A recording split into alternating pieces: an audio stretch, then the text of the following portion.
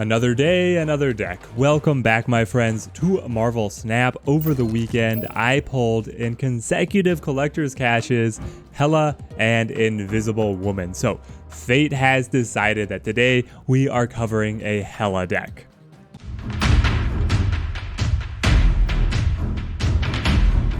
Hela is one of the most powerful cards in the game. Full stop. On reveal, play all cards you discarded from your hand to random locations. The heart of our gameplay then is to discard very powerful cards, be able to play Hela on turn 6 to get them back, flood the board with her army of the dead, and be able to overwhelm our opponents with that play. It's a fairly complex combo to be able to pull off well, but when it works, it is certainly a game winner. So our deck here is divided up into separate modules. First, we have our big boys that we are targeting for the discard effects, hoping that they will join the ranks of Hela's army of the dead. We've got the Infinaut because he's the biggest, baddest boy in the game at 20 strength. Giganto is the second largest card in the game at 14 strength, so he's also an auto include. Destroyer is the second at 16 strength. We can't play him because he'll wipe our board, and we don't want to tech in any of the protections for playing the Destroyer, so he's out. So we're jumping Infinaut, Giganto, then we have Magneto, also one of the largest cards in the game. Fun effect as well, especially right now with Fisk Tower coming down. Very interesting to be able to play with. If you have Death, you can play her because she's also going to be within this power level. Also, you could play something like Hulk. I like Odin for some fringe cases of being able to re-trigger Hela if she is played early, and also potentially get a second activation out of Jubilee if I am fishing for Hela. It just helps make the deck a tiny bit more consistent. It's very close whether the extra 3-point strength on Hulk would be better than the reactivation from Odin, but right now I am playing Odin. Then we have our discard effects, Blade because he is cheap, Hellcow because the double discard is still cost effective even in the nerfed Hellcow, and then we have Lady Sif because she is specifically going to be targeting some of our big boys. The challenge of the deck comes in because any of these discard effects, if we have Hela in hand, are just as likely to discard her as any of the other cards, which if we lose Hela, we're really out to lunch because I don't have Knight Rider right now to be able to have a chance at bringing her back, and it's not super consistent to work into the deck anyway, so I do like this list. What we are using instead to mitigate this factor is Invisible Woman ongoing. Cards you play here are not revealed until the game ends. This means that we can tuck away our discard effects to her location early, order them in the sequence that we want, playing Blade potentially early, Lady Sif in there, Hellcow, and then we play Hela finally behind all of those, and then at the very end of the game, once we have curated our hand to be all of these enormous pieces, they will all flip successively, discard the big boys, Hela flips last, throws them back out onto the board, and we overwhelm the opponent. It's worth mentioning that Invisible Woman preventing cards from flipping until the end of the game does game the mind of the bots, the AI opponents, so you can often get them to snap because they're going to feel like they're ahead even though you are tucking cards away to the Invisible Woman's location. I find that more often than other games I'm getting the bots to snap against me even though they don't necessarily have an advantage. She's also protecting you from, it's very fringe cases like Spider-Girl trying to debuff cards at a location and other things like this because your cards are not actually flipping over, their powers cannot be messed with. Our final module is a set of cards that are helping us round out the deck to give us a prayer to win if we miss Hela or if we discard her.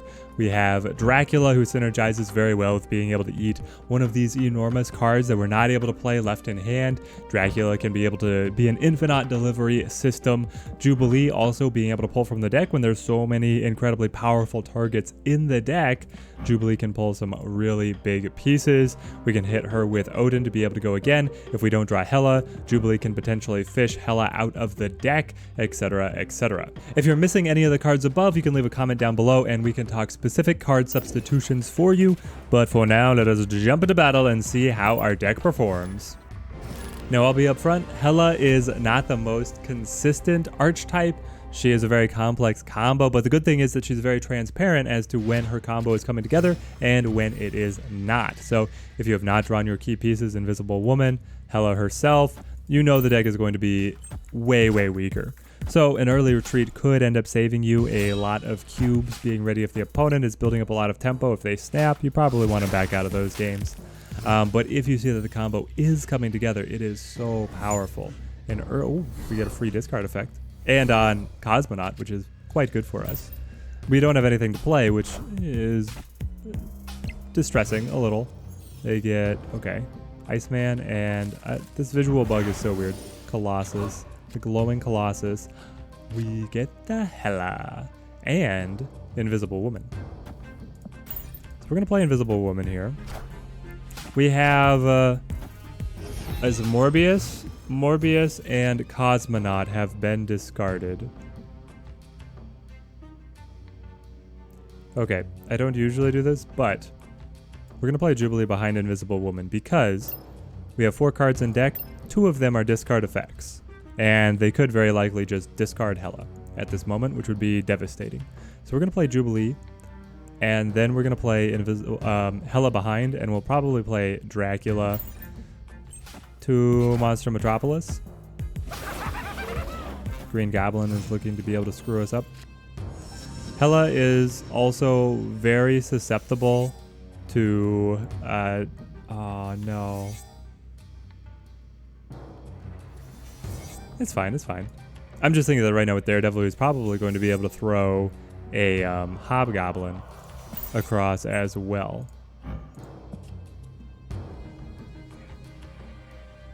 But I feel like that's a significant overcommitment to that location and can give us an advantage elsewhere.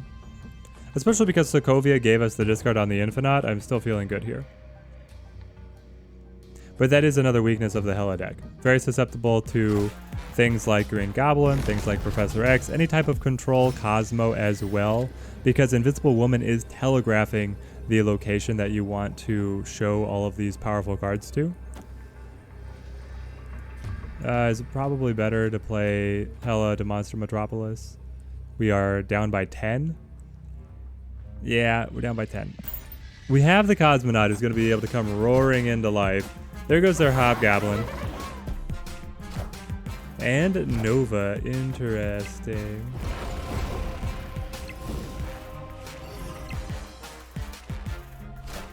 We win these because Morbius is going to be able to tick over from the Dracula discard. Let's go. Oh, man. Morbius coming through clutch. I didn't want to snap because Hela's other final weakness, we've been talking all just the downsides of Hela, but we did win.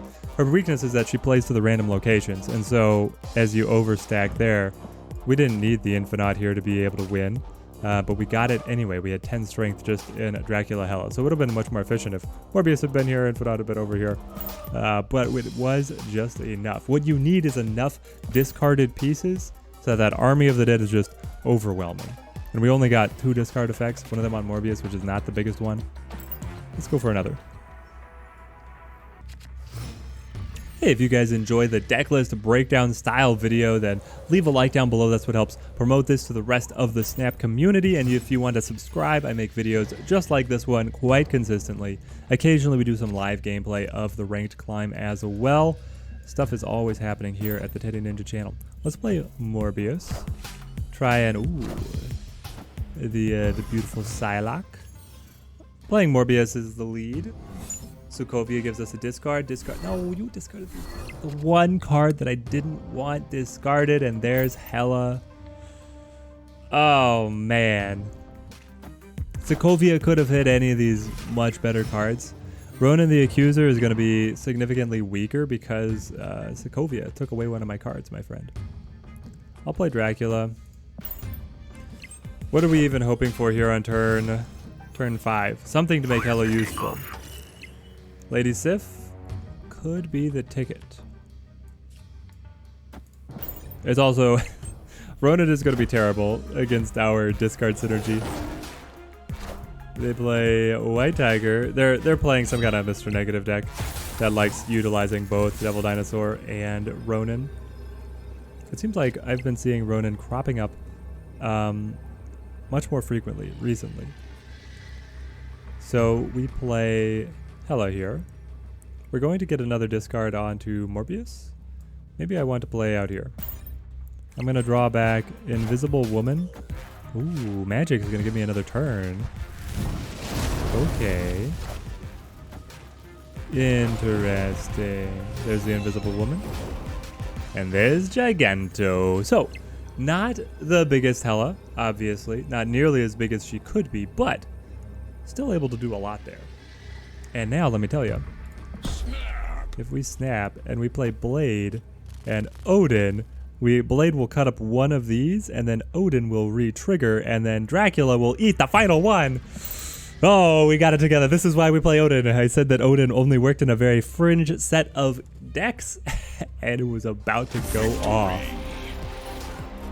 Magneto, Giganto, Invisible Woman, opening hand, Titan. Ooh, that's going to make things very interesting for us. We can potentially play outright some of these enormous 6-drops. Wakandan Embassy. This is setting up Invisible Woman very well. We'll be able to transfer into Hellcow, just hoping to be able to see Hela. And then if we can play something like Magneto or Giganto on turn 5. There's Odin. Sure. Okay. The rare turn 3 pass. This deck has its energy curve slated very late, and man, Morph destroys us, guys. Getting Giganto out of that 3 cost is... And it's even when it's buffed by Wakanda? What is happening? Mr. Negative is going to flip their deck, sure. Well, we're probably losing Wakandan Embassy. That's what I'm feeling. We do have a chance that we're going to draw... Yeah, we have a chance to be able to draw into Hela here, but it's very low odds. We'll play Giganto. They play Wolfsbane. Interesting. And then Venom eats everyone. Sure. This is an odd Mr. Negative variant. Do not usually see any of those sequence of cards. And there it is. So Venom is a 3 cost. And Magneto moves 3 and 4 costs.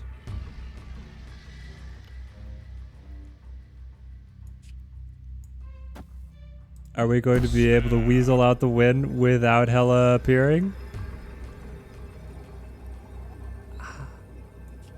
I think we might actually be able to do so. What's the play? You're gonna Zola? Oh baby. The soul read with Magneto. Oh man. Yeah, take that big Venom. Bring him over here. Let Magneto fight him. Thank you. Our opponent, my opponent's been giving me the thumbs up. It's odd that I've got to crop the battlefield, guys, to be able to show the card zoomed in. But I wish that the emotes would hang down just enough. There it is. 52. This is also something that you're never going to see anywhere else, is 2 Venoms next to each other. 2 Venoms next to each other never happens, but there's the win. So that's how we can actually finagle a win without... Hello, why are you getting the level up? You were not in my game. I wanted you, but you didn't come. But we're still able to make a win if we have the intelligence with Magneto usually as a clever finisher to be able to jumble the opponent's battle line. There is our glorious Hela deck list. Absolutely love playing with this card. The final swing of just flooding the board with the Army of the Dead is so much fun, and it's wild because they're coming out to random locations. There's still that element of uncertainty all the way down to the very end. This card is looking really good, guys. They have this variant with Hela that is incredibly powerful. They also have the Apocalypse Swarm archetype that is with Wong as supercharging it is also incredibly potent. I think that it is going to be a mainstay of the Marvel Snap meta for a long time to come. Let me know what you guys think is better, because the Collector Morbius Apocalypse Swarm combo got nerfed heavily when Collector got his power cut in half, and Hela remained unchanged. Now, she was affected by the Hellcow nerf, so I'm curious, which discard deck do you guys think is the strongest right now? I think it's very close between the two. I think the Apocalypse Swarm variant is more consistent, but I think that this one has a higher ceiling of what it's able to accomplish. Anyway, let me know down in the comments. Till next time, thank you guys for watching and have a good one.